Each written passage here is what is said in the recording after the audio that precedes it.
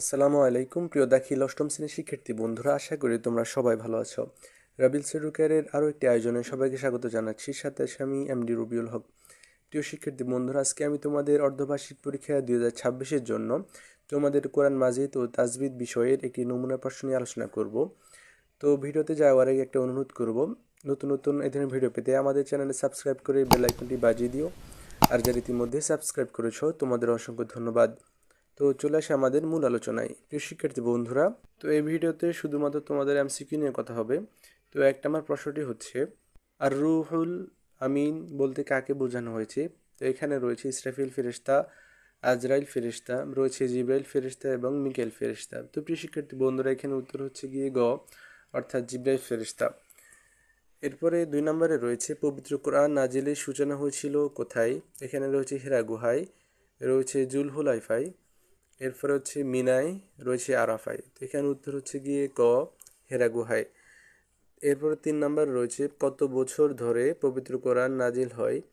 তো এখানে উত্তর হচ্ছে গিয়ে খ, অর্থাৎ 23 বছর। প্রিয় শিক্ষার্থী বন্ধুরা, রাসূলুল্লাহ ইসলামের নবুয়াতের পরবর্তী উনার উফাত পর্যন্ত যে সময়টা, এই সময়কাল জুড়ে কোরআন নাজিল হয়েছিল, অর্থাৎ 23 বছর ধরে। এরপরে 4 নম্বর প্রশ্নে রয়েছে রাসূল সাল্লাল্লাহু সাল্লামের প্রতি ওহী নাজিলের পদ্ধতি কেমন ছিল? এখানে রয়েছে গ্রন্থাকারে, পাণ্ডুলিপির আকারে, রয়েছে ঘণ্টাধ্বনির ন্যায় আওয়াজে, রয়েছে সালাতে দাঁড়িয়ে। তো শিক্ষার্থী বন্ধুরা, এখানে উত্তর হচ্ছে গিয়ে গ, অর্থাৎ ঘণ্টাধ্বনির ন্যায় আওয়াজে। তো এখানে একটা কথা বলে রাখি, সেটি হচ্ছে রাসূলুল্লাহ ইসলামের উপর ওহী বিভিন্ন মাধ্যমে নাজিল হতো। কখনো স্বপ্ন যোগে, কখনো সরাসরি জিবরিল আলাইহিস সালাম আসতেন, কখনো জিবরিল আলাইহিস সালাম মানুষের রূপ ধরে আসতেন, কখনো ওহী নাজিল হতো মৌমাছির আওয়াজের ন্যায়, কখনো আওয়াজ হতো হচ্ছে গিয়ে ঘণ্টাধ্বনির ন্যায় আওয়াজে ওহী নাজিল হতো। তো এখানে উত্তর হবে গিয়ে গ, অর্থাৎ ঘণ্টাধ্বনির ন্যায় আওয়াজে। 5 নম্বরে রয়েছে কিয়ামতের মাধ্যমে কি ঘটে? এখানে রয়েছে পরকাল, হাসর, আখিরাত, পুনরুত্থান। তো এখানে পরকাল, হাসর, আখিরাত, মানুষের ইন্তিকালের পরে মূলত আখিরাত এবং পরকালের যাত্রা শুরু হয়, হাসর যাত্রা শুরু হয়। তো এখানে হচ্ছে কেয়ামতের মাধ্যমে যেটা ঘটে সেটা হচ্ছে পুনরুত্থান, অর্থাৎ ঘ নাম্বার। কেয়ামতের মাধ্যমে, পুনরুত্থানের মাধ্যমে যত জিন ইনসান রয়েছে সবাই একসাথে হাসরের ময়দানে পুনরুত্থিত হবে। তো এখানে উত্তর হচ্ছে গিয়ে ঘ। তো 6 নম্বর প্রশ্নে রয়েছে ইসরাফিল আলাইহিসসালামের ফুৎকারের সাথে সাথে কি হবে? এখানে রয়েছে পৃথিবী ও পর্বতমালা সাদা হবে, মাছ ও প্রাণী মানুষে পরিণত হবে, এরপর হচ্ছে পাহাড় পর্বত চূর্ণ বিচূর্ণ হবে, এরপর হচ্ছে আকাশ জমিন চলে আসবে। তো এখানে হচ্ছে ক, খ, ঘ হচ্ছে একদম ভিত্তিহীন কথা। তো এখানে উত্তর হচ্ছে গিয়ে ঘ, অর্থাৎ পাহাড় পর্বত চূর্ণ বিচূর্ণ হয়ে যাবে। এরপরে 7 নম্বরে রয়েছে জাহান্নামের স্তর কয়টি? এখানে হচ্ছে 5টি, 6টি, 7টি, 8টি। তো এখানে উত্তর হচ্ছে গিয়ে গ, 7টি। প্রিয় শিক্ষার্থী বন্ধু, সাকার, সাই, লাজা, হুতামা, জাহান্নাম ইত্যাদি, এই 7টি স্তর রয়েছে জাহান্নামের। তো এরপর 8 নম্বরে রয়েছে জান্নাত মোট কয়টি? তো এখানে উত্তর হচ্ছে গিয়ে ঘ, অর্থাৎ 8টি। জান্নাতুল ফেরদাউস, জান্নাতুল আদন, জান্নাতুল নাইম, দারুস সালাম, দারুল কালার ইত্যাদি। এরপরে 9 নম্বরে রয়েছে ইত্তাকু, এর বাব কি? তো এখানে উত্তর হচ্ছে গিয়ে গ, অর্থাৎ ইফতিআল।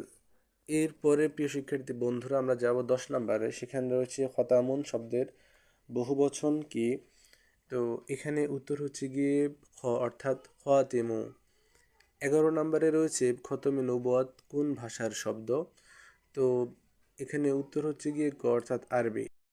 12 নম্বরে রয়েছে সাফায়াতের পর্যায় কয়টি? এখানে হচ্ছে 2টি, 3টি, 4টি, 5টি। তো এখানে উত্তর হচ্ছে গিয়ে ঘ, অর্থাৎ 5টি।